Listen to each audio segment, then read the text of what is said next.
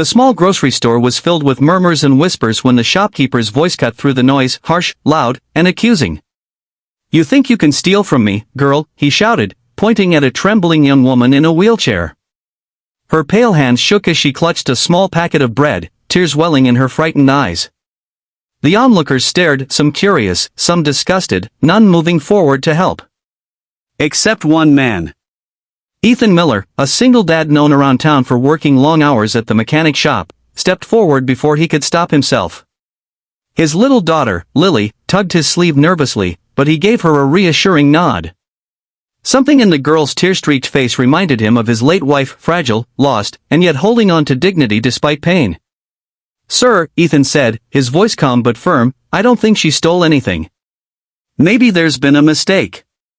The shopkeeper snorted. "Mistake? I saw her take that bread without paying. These people think their pity act gets them free food." The girl's voice quivered. "I didn't mean to. I dropped my wallet. I was going to pay. But no one cared. No one, except Ethan." And in that moment, he didn't know that defending her would change his life forever, or that the girl he stood up for was the daughter of a millionaire who had been searching for her for months. Ethan guided Lily home that night, still thinking about the paralyzed girl. Her name, she'd said softly, was Grace. She looked so young, barely in her 20s. He couldn't shake the image of her being humiliated while everyone watched. He'd given the shopkeeper some cash just to stop the shouting and let her go. She hadn't even thanked him properly, just stared at him with wide, tearful eyes before being pushed out of the store by a security guard. That night, as he tucked Lily into bed, she looked up and asked, "Daddy, why did they call that girl bad?" Ethan sighed, brushing her hair aside. "Sometimes, sweetheart, people judge what they don't understand. But it's our job to do what's right, not what's easy." He tried to sleep, but he couldn't. Something about Grace's helplessness gnawed at him. He'd seen the pain in her eyes, not of guilt, but of shame and hunger.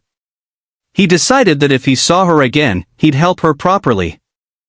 The next day, on his way to work, Ethan spotted her near the park bench. Grace sat alone in her wheelchair, staring at the pigeons pecking crumbs on the ground. Her clothes were clean but worn. She looked lost, fragile, like someone who'd been through far more than life should demand. Ethan parked his truck and walked up. "Hey," he said gently. "You doing okay?" She looked up, startled, then recognized him. You were at the store." He smiled. "Yeah. You looked like you could use a friend." For a moment, she said nothing. Then her lips trembled. "I didn't steal. I swear. I used to have money, a family, but everything fell apart after the accident. My dad," she stopped suddenly, pain flickering across her face. Ethan didn't push. "You don't have to explain. Just, let me buy you some lunch, all right?"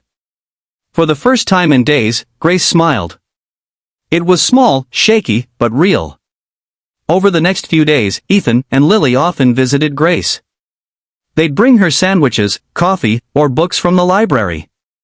Lily adored her. She'd tell her stories about her school, draw pictures for her, and make her laugh.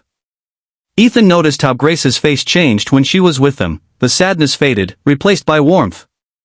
But as her comfort grew, so did her secrets. One evening, while Ethan was adjusting her wheelchair chain, he noticed a small engraved bracelet around her wrist, gold, elegant, with the initials GK. He frowned. "That's a fancy bracelet for someone struggling," he joked lightly. Grace froze. Her smile vanished. She covered it quickly. "It's from before the accident. I keep it for luck." Something in her tone made Ethan drop the subject. A few days later, a black luxury car pulled up near the park. Two men stepped out, scanning the area. Grace's face turned pale as snow. "Ethan," she whispered, panic rising, "please, don't tell them I'm here." He frowned. "Who are they?" "My father's men," she said, tears brimming. "He's been looking for me. But I can't face him yet. I can't. After the accident, I felt like I wasn't his daughter anymore. I couldn't walk, and I thought I'd just become his burden. So I left. Ethan's heart ached. He'd lost his wife to illness, and he knew what it was like to feel powerless. Grace, he said softly, he's your dad. He probably thinks you're gone forever. I know, she sobbed, but I can't face his pity. Ethan knelt beside her. It's not pity, Grace. It's love. Don't run from the people who still want you. The men eventually found them talking. One of them gasped. Miss Grace. Thank God you're alive. He quickly made a call, and within minutes, a tall, gray-haired man rushed from the car, his face wet with tears.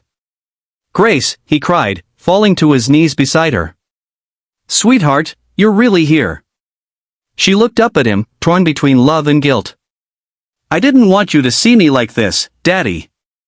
The man took her hands gently. You're my daughter. I don't care how you look, walk, or live. You're my heart. Ethan quietly stepped back, watching the emotional reunion unfold. He held Lily close, a proud, bittersweet smile forming.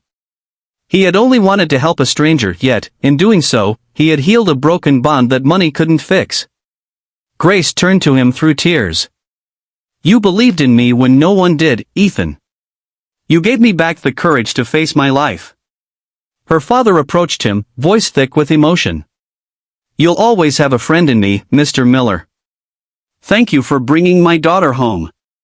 That night, Ethan walked home holding Lily's hand, the evening sun painting the sky gold. Daddy, she said softly, you were like a hero today. He smiled faintly. Heroes don't always wear capes, sweetheart. Sometimes, they just stand up when everyone else stays silent. And somewhere, not far away, Grace looked out the car window, whispering to herself, because of one kind man. I got my life back. Little did Ethan know, that same kindness would come back to him in ways he never imagined. Because the smallest act of courage can change more than one life, it can rewrite destinies.